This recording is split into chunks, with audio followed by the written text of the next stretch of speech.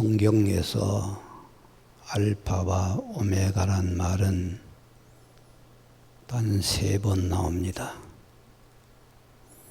이 3번 모두 다 요한계시록에 있습니다.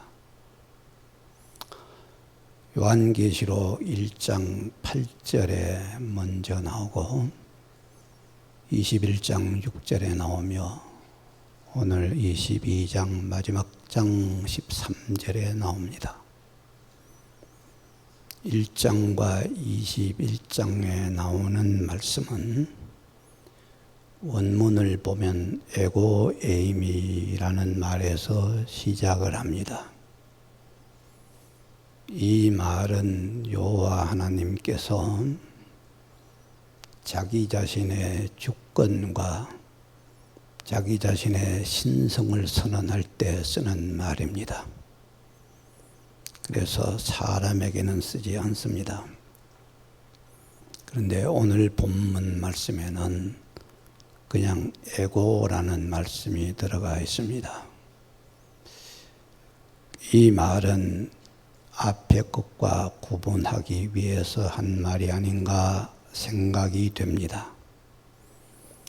앞에 두 곳은 하나님께 대한 것이고 오늘 본문은 예수 그리스도께 대한 것입니다.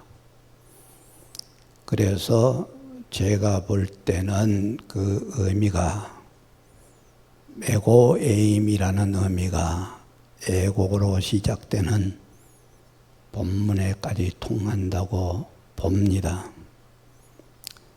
본문에는 에고, 토, 알파, 카이, 토, 오메가 이렇게 되어 있습니다. 알파라는 말은 코인의 그리거 혹은 히라보의 알파벳 첫자고 오메가란 말은 끝자이겠습니다. 그리고 보면은 호 프로토스 카이 호 에스카토스라 그랬습니다. 이 말은 프로토스가 시작이거든요. 에스카토스가 끝이에요. 시작과 종말에 대한 이야기입니다.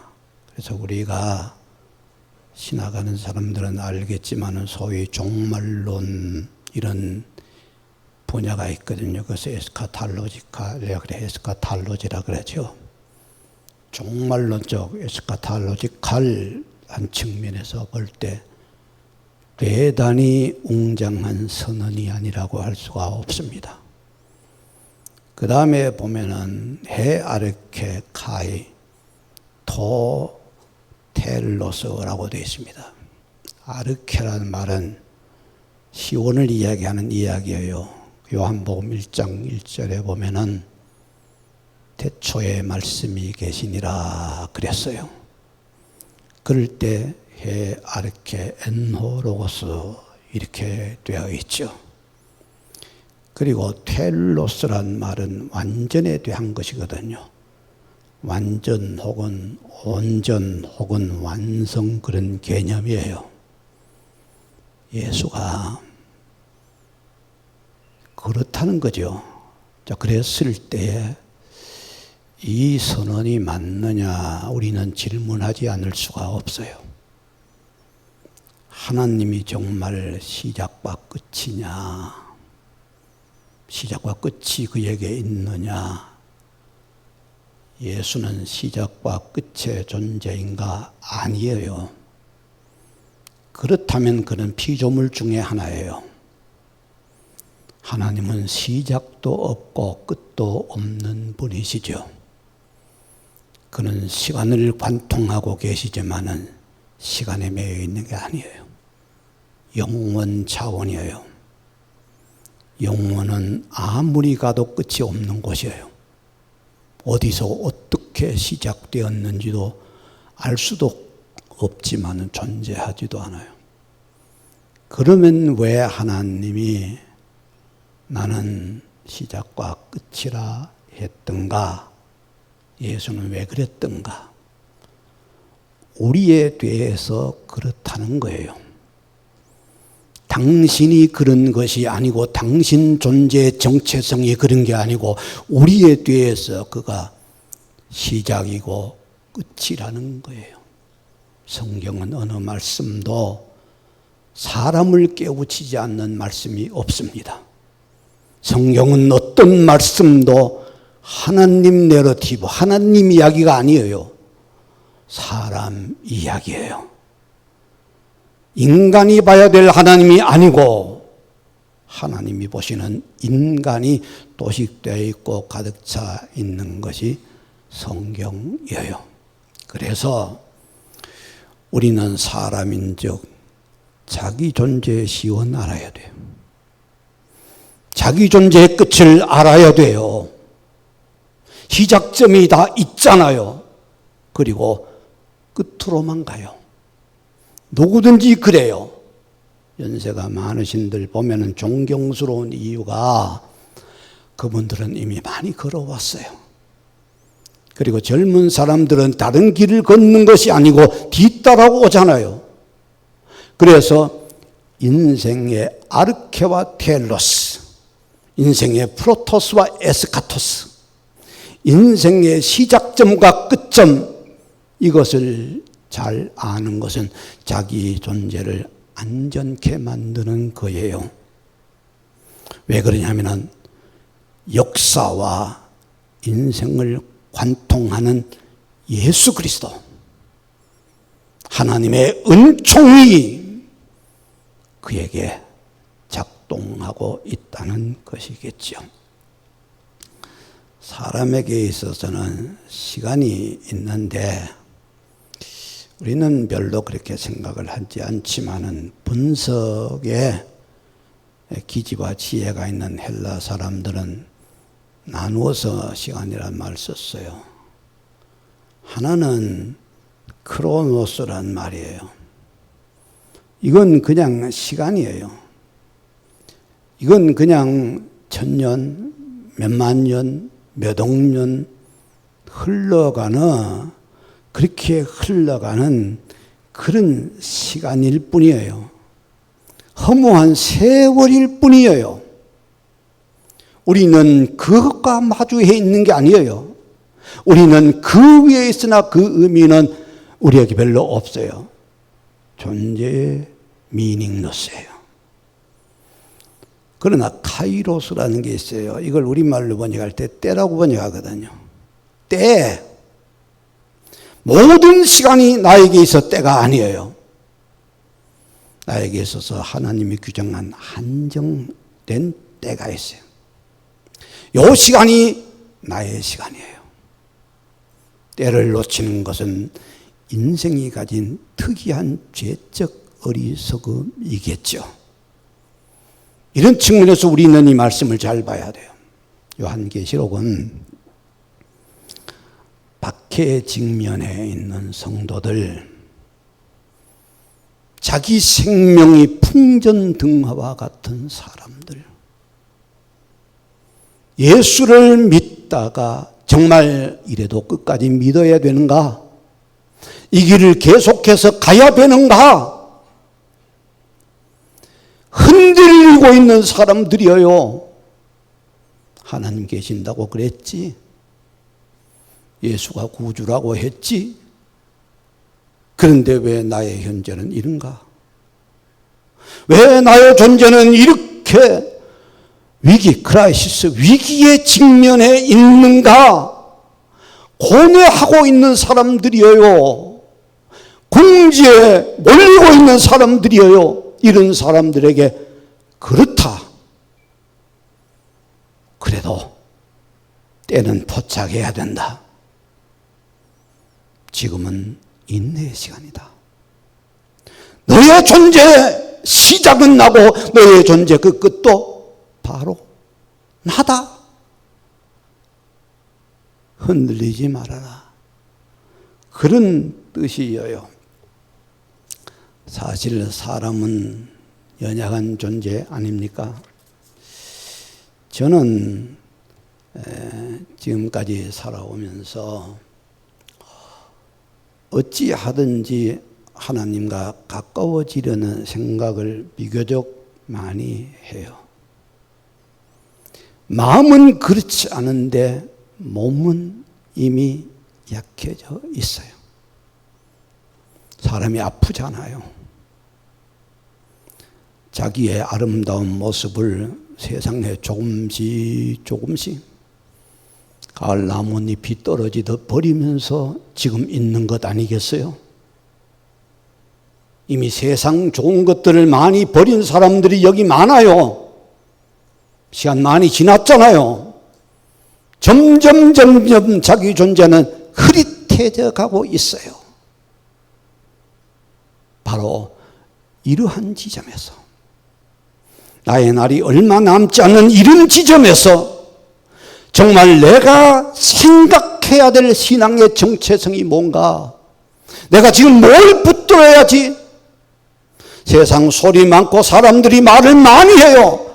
그러나 그 전부가 아니에요. 하나, 제대로 되는 하나, 알파와 오메가 되는 그 하나를 붙들어야 돼요. 그거 놓치면 다 잃어버리는 것 아니겠어요? 그게 무엇입니까? 그 첫째는 예수 그리스도예요. 예수는 인생의 알파와 오메가예요.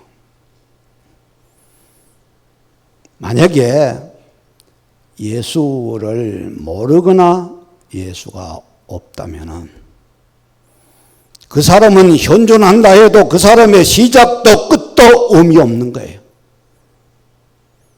세상 인권 가치를 놓고 보면 그렇지 않지만 영적으로 보면 있으나 없으나 같은 거예요. 그냥 왜 예수인가? 우리가 그렇게 선택한 게 아니에요. 하나님이 그렇게 디크리 작정하셨어요. 사람, 그러면 예수. 이렇게 되도록 하나님이 만들었다는 거죠.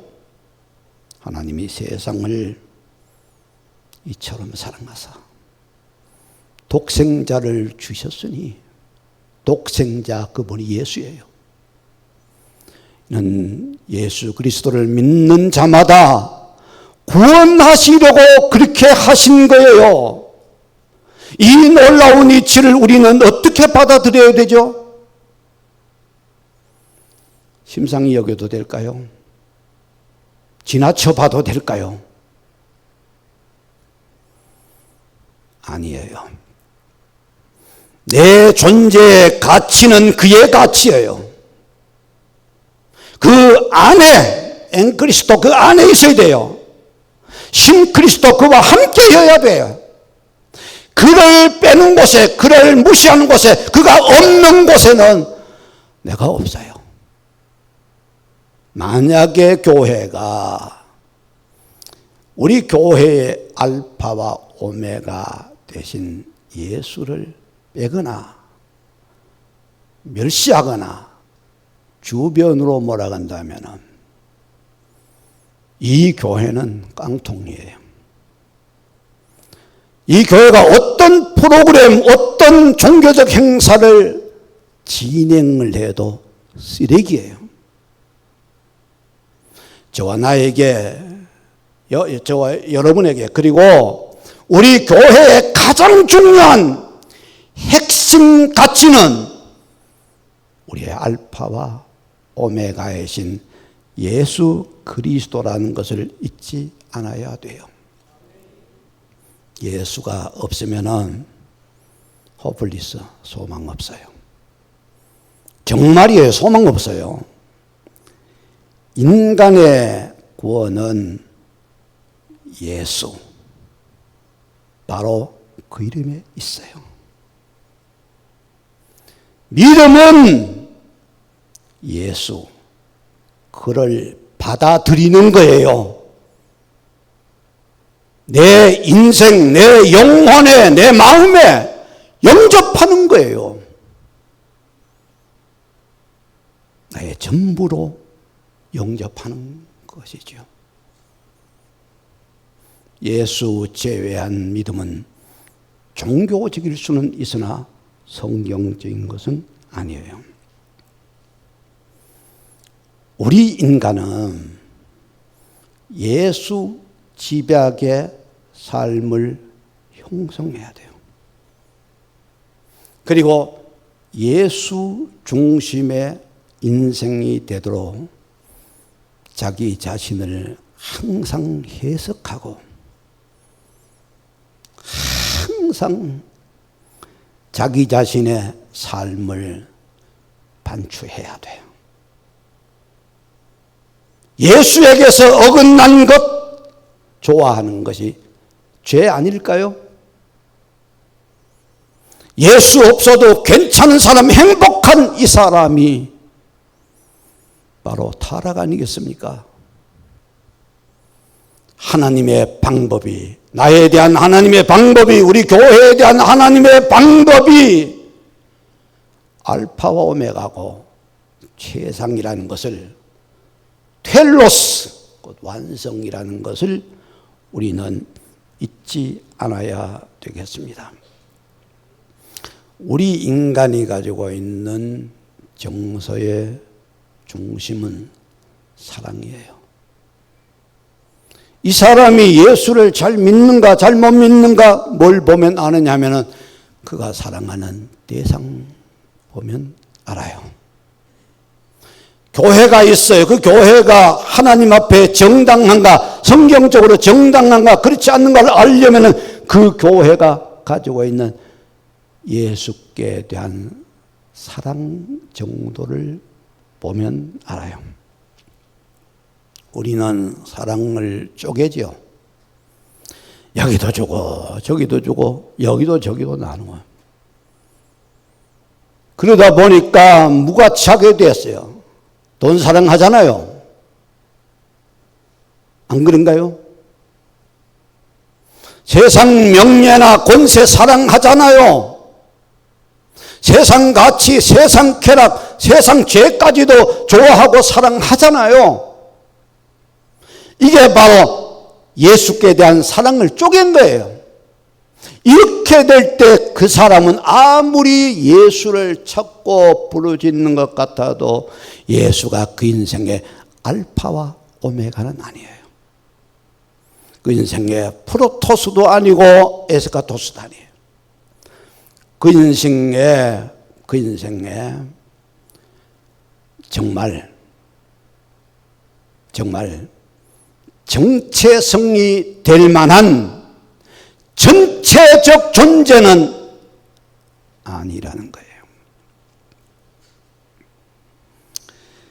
저와 여러분들은 사랑을 쪼개서는 안 돼요. 예수는 우리 죄 때문에 돌아가셨거든요. 얼마나 감사합니까? 이런 행위나 이런 이야기 세상에서 들어본 적이 있습니까? 내가 죄 지으면은 전에 좋다던 사람 다 버려요. 죄 지으면 다 버려요. 그런데 죄인이 나 때문에 자기를 희생시켰어.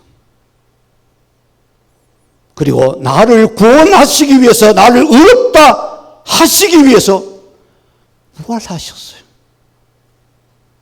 이렇게 완벽한 나에 대한 구원 행위를 행한 자가 세상에 있나 찾아보시기를 바랍니다. 진짜 내게 중요한 자가 누구인지를 생각해 보십시오. 내가 사랑해야 될 대상이, 교회가 사랑해야 될 대상이 누구인지 한번 살펴보시죠.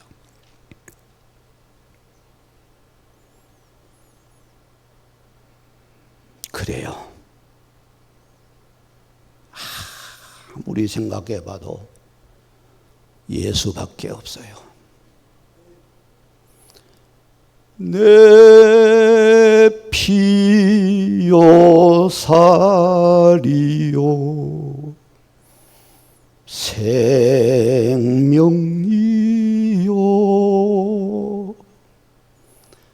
내 사랑 전체요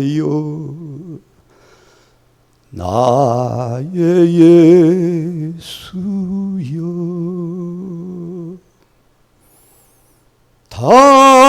당신의 사랑에 영원히 살리 오 내 주 하나님 받아주소서.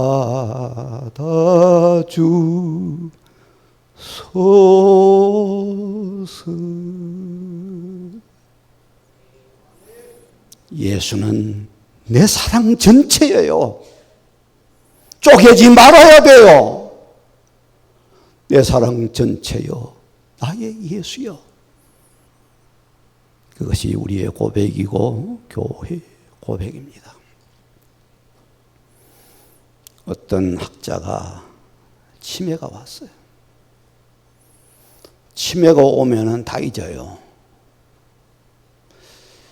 저도 치매가 오는 거 아닌가 이런 생각이 들어요. 이름 같은 거 자꾸 잊어버리니까.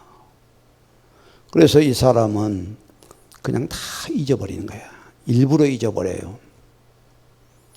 그렇게 하는 이유가 예수, 요 두 글자를 잊지 않기 위해서 다른 거 버려요. 아예 기억하지 않아요. 예수만 기억하면 된다는 것이죠. 어떤 장로님이,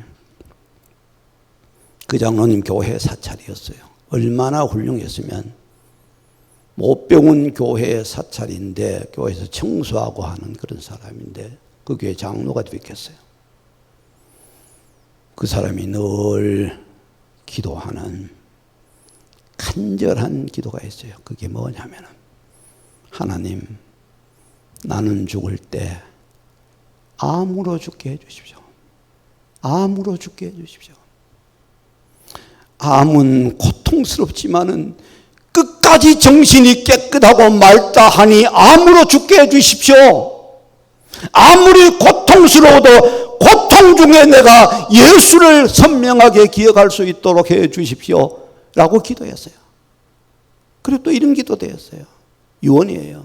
내가 죽으면 나를 관에 넣지 말고 무덤에다가 구부정하게 기도하는 자세로 묻어달라 그랬어요. 어떻게 보면 생뚱맞은 이야기예요. 그의 아들이 독일에서 박사가 됐어요. 신학 박사가 됐어요. 비록 세상에서 배운 것이 없지만 우리가 배워야 될 것은 그 사람의 예수 중심성, 예수 정체성, 이거 하나가 그 사람이 예수의 사람이라는 인이라는 것 잊지 않아야 되겠습니다. 그 다음에 우리는 십자가가 우리 믿음의 중심이라는 것을 알아야 되겠습니다.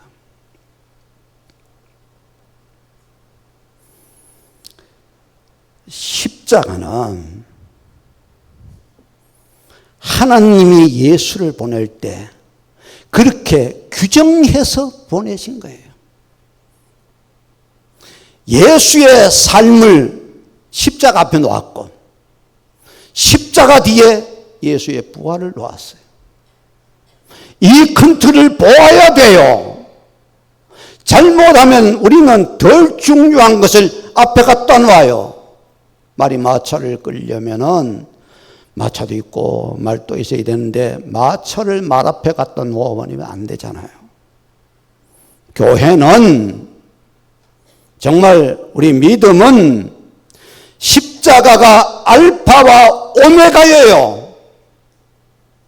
우리 교회를 건축할 때 다른 것 다 생각한 적 없고 검토한 적 없어요. 앞에 단지 십자가가 알파와 오메가라는 것, 이거 하나만 그려주고 심어주고 새겨주면은 영혼에 마음에 그렇게 하면 된다는 것을 확신하면서 일을 했어요. 성도 여러분, 십자가만이 예수의 삶을 그리고 우리의 삶을 대답해 주는 지점이에요.